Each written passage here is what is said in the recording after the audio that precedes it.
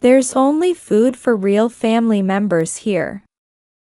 At my father-in-law's birthday celebration, my mother-in-law placed an empty dog bowl in front of me with those words. As I stood there, speechless from shock, she looked down at me with obvious delight. Next to her sat my father-in-law, indifferent as always to everything around him. And beside me was my husband, wearing an expression of pure annoyance. At this table for four, I felt utterly alone. The people I had thought were my family were never really family at all. Don't act like you're family just because you've given us a little financial help. My mother-in-law's eyes burned with hostility towards me. I didn't know what to do anymore. I never intended to act superior about providing financial assistance.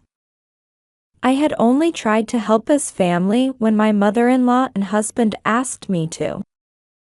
Yet my husband, who had promised to protect me if anything happened, wouldn't say a word. Was he trying to suggest it was my fault that his mother disliked me? Even a dog has more charm than you.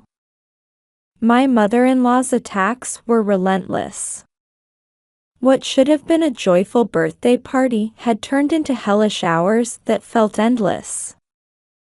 I couldn't take it anymore. I'd reached my limit.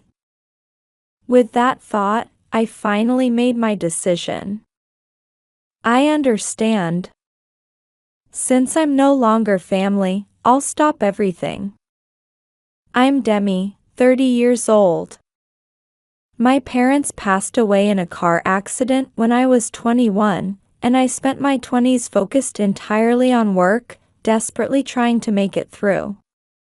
When my parents died, I was still in college.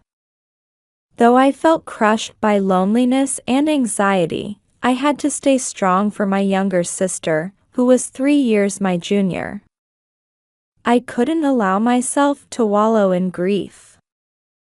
Thanks to insurance money and the inheritance my parents left behind, I managed to graduate from college. After getting a job, I worked single-mindedly, always putting my sister's college tuition first.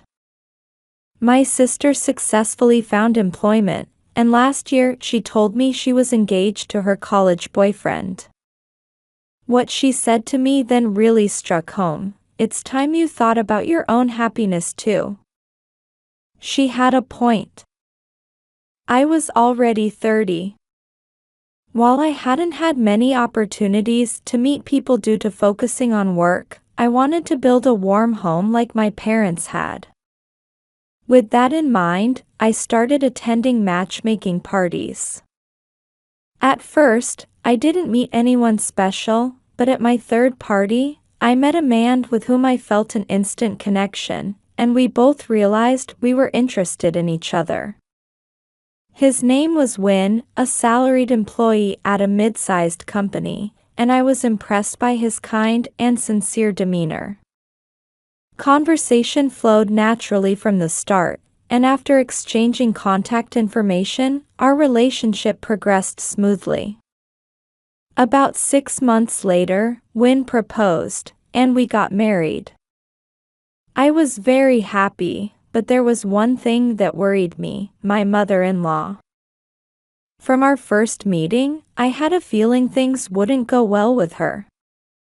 When she learned that I worked at a smaller company than Win's and held no management position, she openly looked down on me. With a company that small, your salary must be quite low. How difficult for you. And with no parents to rely on, you must not be destined for wealth. How fortunate you are to marry my son. I can still vividly remember her fake sympathetic expression when she said those words. But at that time, Win stepped in, saying, "Mom, that's not a nice way to talk." And in front of his sulking mother, he turned to me and said, "I'm sorry. Are you okay?" His kindness saved me. helping me get through that awkward time with his mother.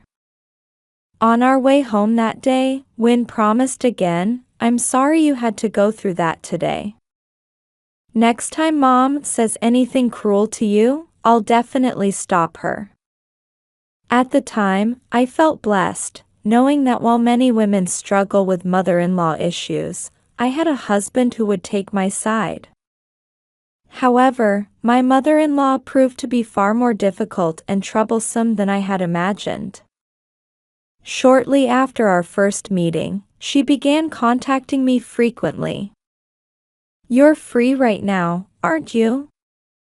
Come over," she would call and say, claiming she couldn't go out because her knee hurt and needed me to do her shopping. At first, I did as she asked, but soon she started calling me over for other things too: gardening, cleaning the bathroom, and various other chores. It became quite burdensome. After all, I had my own job. I couldn't spend all my time doing things for my mother-in-law. Besides, for someone who complained about knee pain, she seemed remarkably spry, walking around the house without any apparent difficulty. Sometimes I would run into my father-in-law when doing these errands in the late afternoon, but he would barely acknowledge me with a brief greeting.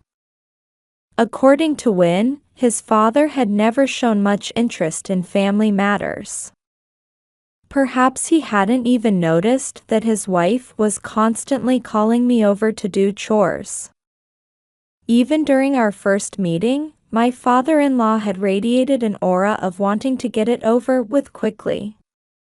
He might not have cared about my existence or even his son's marriage. Meanwhile, my mother-in-law constantly wanted to talk with Win, often having long phone conversations late into the night. Apparently, she talked about me too, because one day Win said, "It seems you're getting along well with Mom. She's really happy about that." Thank you. Though I suspected my mother-in-law was twisting things to her advantage, I chose not to contradict him. Win seemed to have stronger feelings for his mother, who always showed concern for him, than for his father, who paid little attention to family matters. His way of talking made it clear how much he cherished his mother. That's why I felt hesitant to speak up. However, taking advantage of this, my mother-in-law's behavior escalated increasingly. Under the pretext of maintaining good mother-in-law/daughter-in-law relations, she continued to summon me to her house frequently. She started pushing all sorts of tasks onto me: cleaning, laundry, dinner preparation, and shopping for groceries and daily necessities. She would make excuses about feeling under the weather or having back pain, but she always seemed energetic enough to watch TV dramas and shopping channels, keeping herself quite busy in her own way. I finally decided I couldn't keep up with this anymore and tried several times to refuse, citing work commitments, but my mother-in-law wouldn't back down. "Then come after work. Or in the morning, I'm an early riser," she would say matter-of-factly. Her thick-skinned attitude was astounding. However, my physical and mental endurance had reached its limit, and one day I finally discussed the situation with Win. He seemed to have completely believed his mother's version of events, responding with surprise and skepticism. "Really? Are you sure?" Then, trying to placate me, he said, "Mom's been a housewife all her life and loves housework. Maybe she's just trying to teach you things." I tried again to explain how his mother just lounged in the living room all day, but Win just kept shaking his head in disbelief. He seemed unable to reconcile the mother I was describing with the mother he knew. Apparently, his mother had been careful to maintain her image as a good mother in front of her son. Realizing no amount of explanation would get through to him, I gave up on relying on Win for help. Still, I couldn't continue being used as a housekeeper at his mother's whim. I had my own job to focus on, plus household duties to take care of in support of my husband.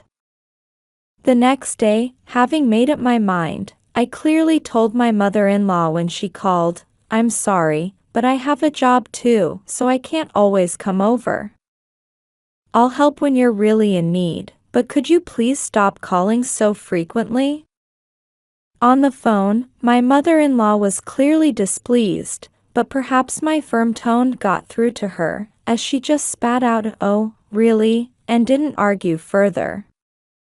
After that, she stopped summoning me to her house, but she had a new strategy up her sleeve, requesting financial assistance. "Hey, could you help me out with some money?" The first time she called and asked this, I couldn't believe my ears. Her tone was so casual that I almost thought she was joking. "What's this about all of a sudden?" I tried to ask about the circumstances, but she just replied casually, "Well, life is hard, you know." While I was still trying to figure out how to respond, she started speaking quickly, as if making excuses. "You know how expensive everything is these days, right? And my husband's salary suddenly dropped, so we're really short on living expenses. Plus, I have problems with my back and knees, so I need to go to the doctor." It's true. If we cut back any more on household expenses, I might get sick. But you're too busy to come help out, aren't you? This is terrible. If anything happens to me, Win will worry. So couldn't you spare maybe $200 or $300? I'd need to discuss money matters with Win. When I said this, my mother-in-law immediately cut me off with, "That won't do." Then, in a lower voice, she continued, "Wouldn't that just make him worry unnecessarily? So don't tell him anything about this. Don't you think you're lacking awareness of your role as his wife? Would any normal person want to cause extra worry for their hardworking husband? Besides, I'm the one in need here. Surely you can manage $300? I don't see why you'd even hesitate." Her attitude hardly seemed appropriate for someone asking for financial help, but I felt that refusing would only make things more complicated. Plus, I couldn't bear the thought of her starting to contact me frequently again. With these thoughts in mind, I swallowed my misgivings and agreed. "All right, I'll give you $300. "Oh, will you? That's such a help." My mother-in-law seemed satisfied with my answer and said she'd come right over to get it. True to her word, she arrived at my house 30 minutes after hanging up. Though I wanted to say something about how healthy she looked, I held my tongue. "Please understand this is a one-time thing," I said as I handed over the $300. She practically snatched it and quickly tucked it into her wallet. "Of course I understand. Don't talk like I've asked multiple times when this is the first time." Her smile vanished the moment she got the money, and with a final snort, she left. As I watched her walk away, I had an uneasy feeling, which proved entirely correct. The very next week, she called again with exactly the same tone and request, asking for another $300. "Mother-in-law, didn't you say this would be just once?" I reminded her, and she immediately pursed her lips. "What's with that attitude? I'm telling you we're struggling to make ends meet. What if I get sick and can't move?" Are you going to come nurse me every day? You can't, right? How cold-hearted you are. You don't have time to nurse me, but you won't even help with a little money. Her bitter complaints, which felt like misdirected anger, went on and on. And incredibly, she even started negotiating. Well, how about $250 then? Though it wasn't about the amount, she persisted, lowering her request to $200. If I kept refusing, I knew we'd just keep going through this cycle of complaints and negotiations. Reluctantly, I agreed to help again. However, the following week, her calls for financial assistance continued, always when Win wasn't around, so he remained completely unaware of these transactions. This pattern continued until the aid amounted to nearly $1,000. Finally, feeling I couldn't stay silent anymore, I discussed these weekly calls with Win one night. He responded with an apologetic expression, saying, "I'm sorry, but could you please do as Mom asks?" When I asked why, he revealed that he had borrowed money from his mother when entering private university. At the time, his father had opposed sending him to an expensive private school, but Win's academic performance wasn't strong enough for public universities. His mother had persistently convinced his father by offering to help with her savings, and they eventually agreed to let him borrow the money. Apparently, he still hadn't repaid that loan. This sense of obligation seemed to prevent him from standing up to his mother. Then he said, "Family should help each other, right? You're an important part of my family now, so please, I'm sorry, but I'm asking you." Though I felt nothing but distrust toward his mother's phone manner, seeing my husband's apologetic face and earnest plea made me reconsider and try to understand his feelings. "All right, just this once." "Thank you." Seeing his face light up, I managed a reluctant smile in return. However, the financial assistance never ended. Having gotten a taste for borrowing money from me, my mother-in-law began asking for money almost every week.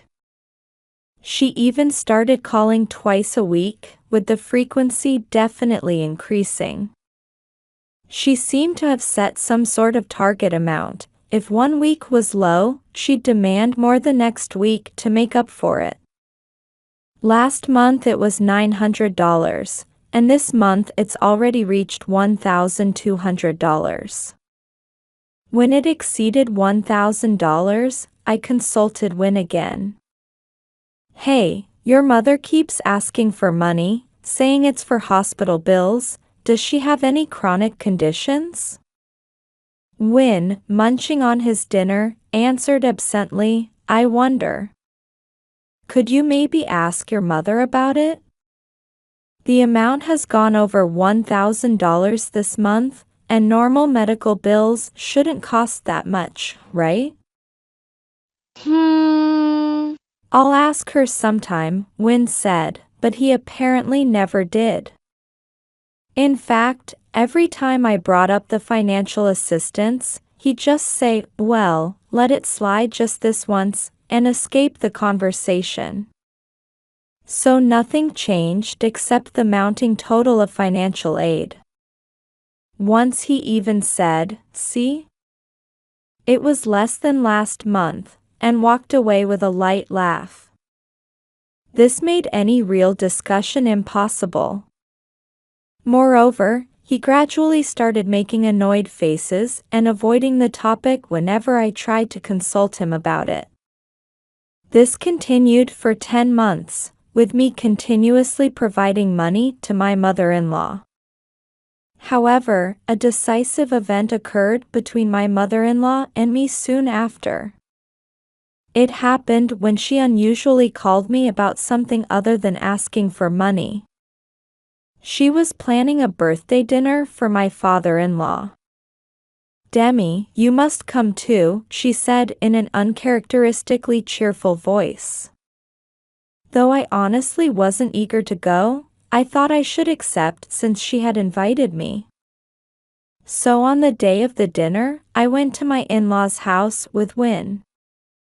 My mother-in-law greeted us with a broad smile. I put extra effort into cooking today since the whole family will be together, she hummed, leading us to the dining table. Indeed, an extravagant meal was laid out, as if we were at a high-end restaurant. However, I immediately noticed something off about the table. One of the 4 place settings was clearly different from the others. That seat had no food or wine glass, just an empty dog bowl. It was a bizarrely unsettling sight. My mother-in-law, clearly enjoying my reaction, pointed to the dog bowl and said, "Demi, that's your seat." Her broad smile now seemed terribly distorted. I felt a chill run down my spine. As I stood there shocked, she hurriedly whispered through suppressed laughter, "Quick, sit down before your husband comes." Internally, I looked to Win for help, but he avoided eye contact and quickly took his own seat. He seemed to be pretending not to notice the dog bowl.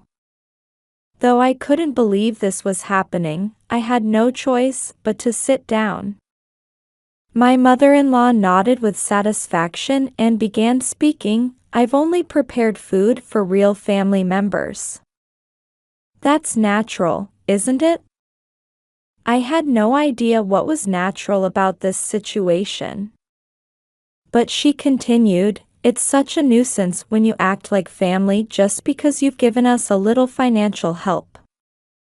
Who do you think you are, interrogating me every time about how I use the money?"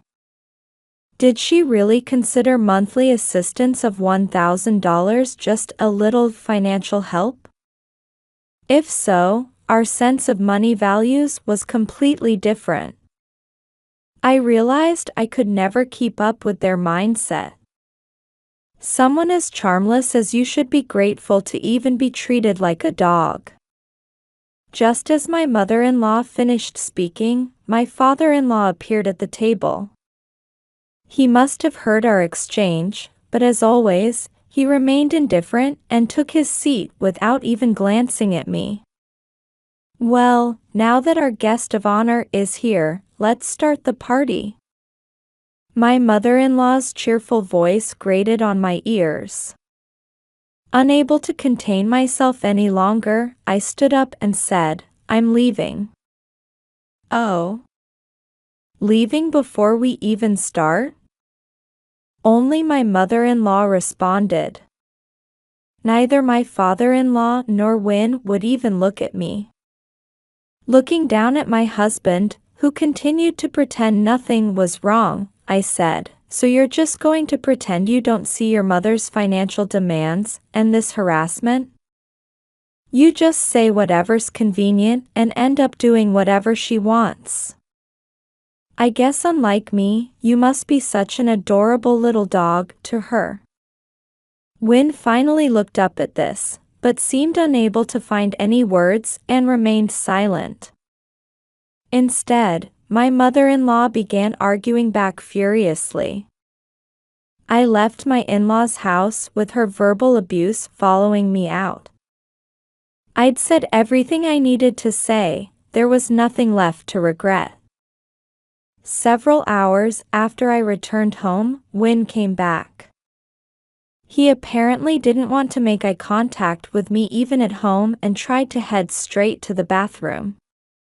I called out to his retreating back, "I can't take this anymore. If you're going to keep acting like this, I don't have any confidence left. I want a divorce." Though I'd said this after much thought and deliberation, Win's response was surprisingly casual.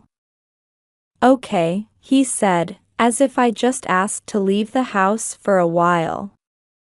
He seemed to change his mind about the bathroom and sat on the living room sofa, scratching his head in annoyance. Since this is the end, let me tell you something. Isn't it partly your fault that things got this bad with Mom? You kept coming to me for consultation every time something happened, but that's not right, is it? As a wife, you should have worked things out woman to woman. In other words, Win had just found it all troublesome. He had never intended to do anything about it himself and had apparently found my concerns irritating. Now that this was clear, my resolve was firm. As if a switch had flipped in my mind, I stood up and quickly packed my things. I'll come back for the rest of my belongings later. I'll leave the house key and divorce papers on the table then, I told Win. He seemed a bit taken aback by my transformation, but nodded as if intimidated. I added one final word to Win: since I won't be family anymore, tell your mother I won't be providing any more financial assistance. About that. I ignored Win's pathetic voice as I walked out of the house. A few weeks later, my mother-in-law suddenly called. "Hey, Demi, what did you do to my son?" she demanded in a desperate voice. I calmly asked, "What do you mean?" "Don't play dumb." Win came to me saying he's struggling financially. He seemed to be doing fine before, so why did this happen right after you left? You didn't make up some false accusations about him cheating and demand compensation money, did you? I would never do something like that. Just ask him yourself. I sighed deeply in exasperation. I could easily guess why Win was struggling financially. Since my mother-in-law wouldn't understand otherwise, I decided to explain. Of course he's struggling if he tries to maintain the same lifestyle as when I was there. What? What do you mean? My mother-in-law snapped back aggressively. I was covering most of our household expenses. What are you talking about? How could a poor person like you have been paying for anything? My mother-in-law snickered. I suppose her reaction was natural. I had never clearly explained this to either my mother-in-law or Win, because I didn't want them relying on me even more for money. Both mother and son had such warped views about money that they would just buy whatever they wanted.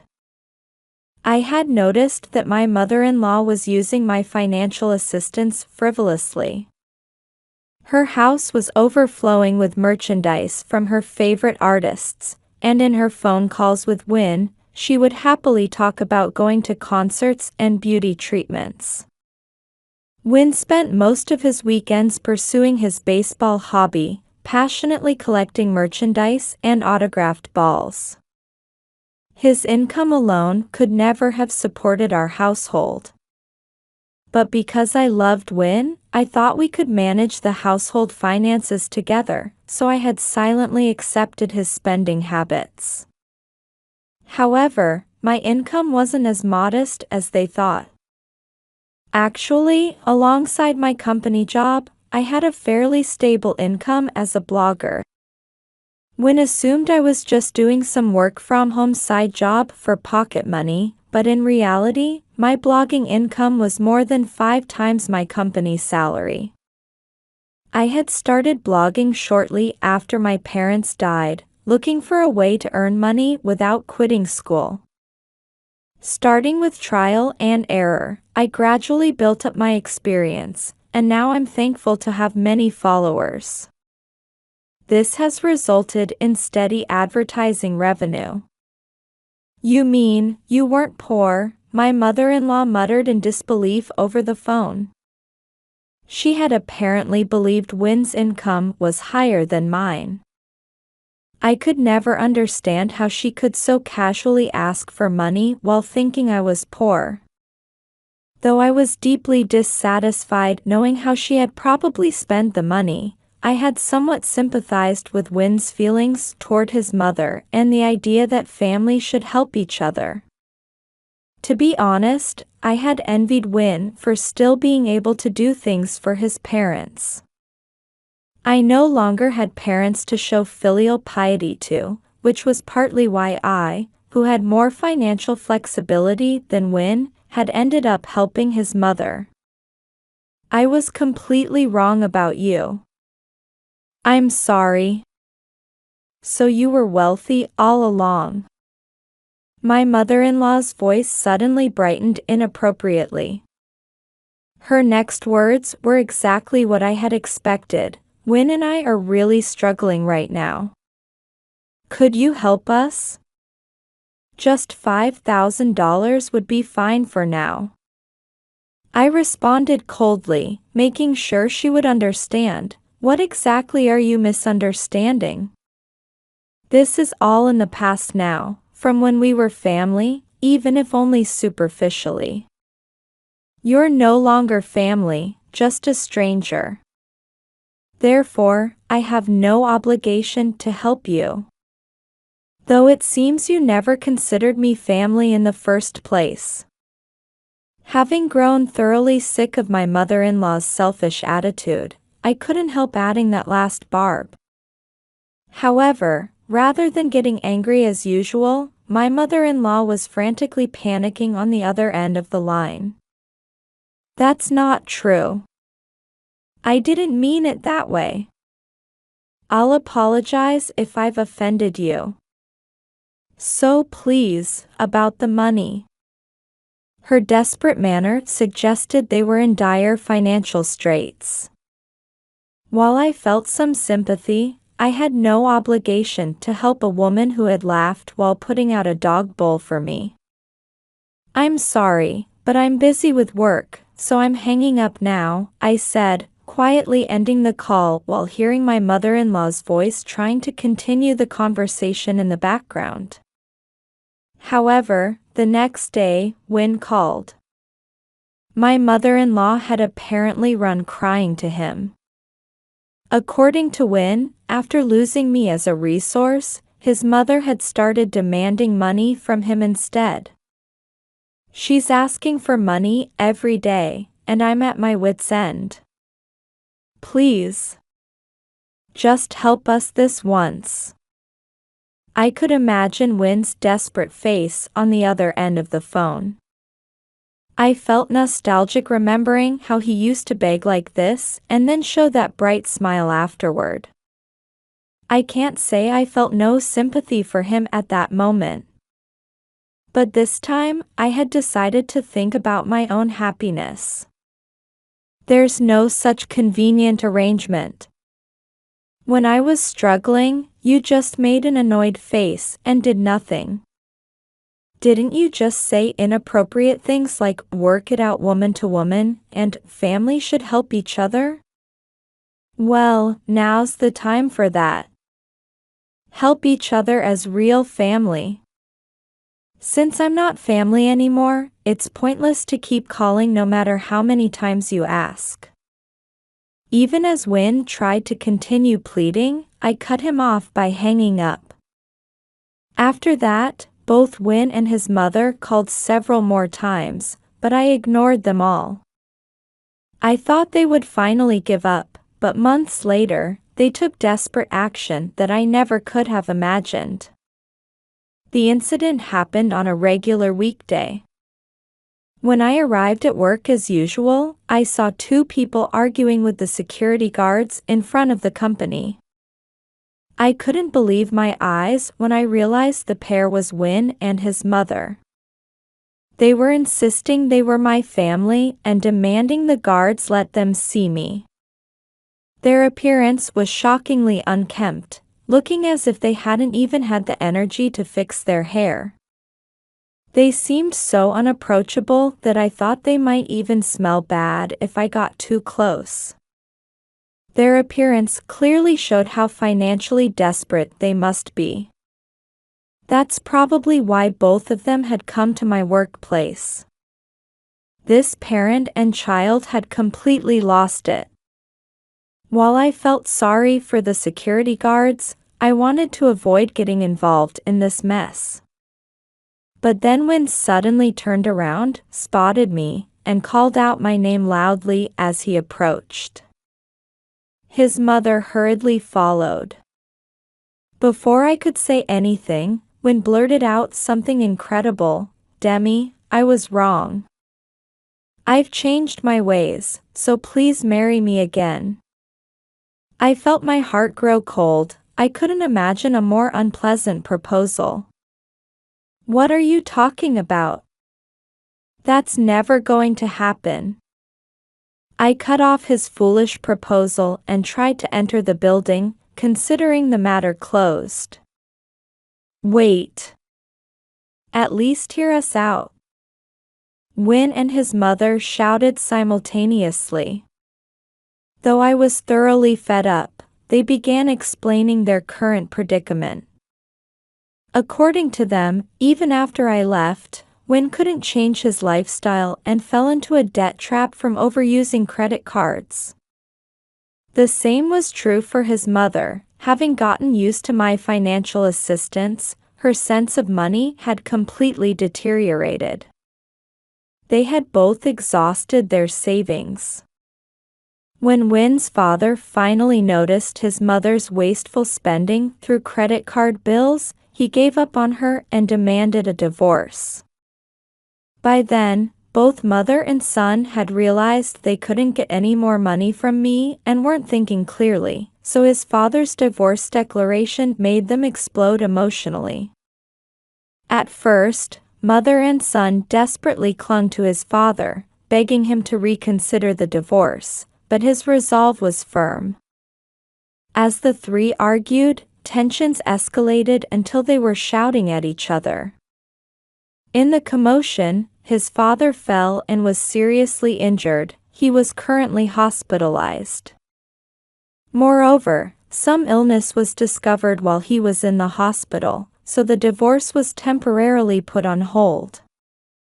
However, this hadn't improved their situation. With his father's medical bills likely to increase, the household would continue to struggle financially.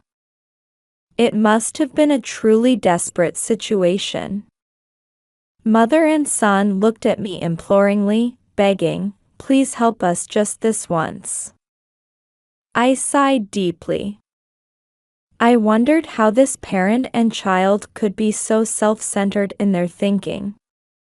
No, it was pointless to even question it. They would never understand. Ignoring Win, who only ever did what his mother said, I addressed her directly. "You once told me not to act like family, remember? Since you never considered me real family in the first place, I have no obligation to help you, right? I'll return those words to you now. Don't act like family after all this time." My mother-in-law stood dumbfounded, seemingly unable to find words. When I tried to walk past them, they still attempted to cling to me. Finally, I had to say, "If you keep making a scene, I'll call the police," showing them my phone with the number displayed. This finally had an effect. The two hurriedly left, muttering under their breath. I apologized to the security guards for the disturbance and finally entered the office. This incident seemed to have taught them their lesson, as neither my mother-in-law nor Win tried to cling to me again. I heard through the grapevine that after his father recovered somewhat, he again demanded a divorce from his mother. This time, abandoned by his father for good, mother and son had no choice but to declare bankruptcy. The once close parent and child now apparently spend their days just arguing about each other's wasteful habits. As for me, I'm continuing my dual career as a company employee and blogger, determined to focus on my work. While I still dream of a happy family, I've realized there's no point in rushing into marriage.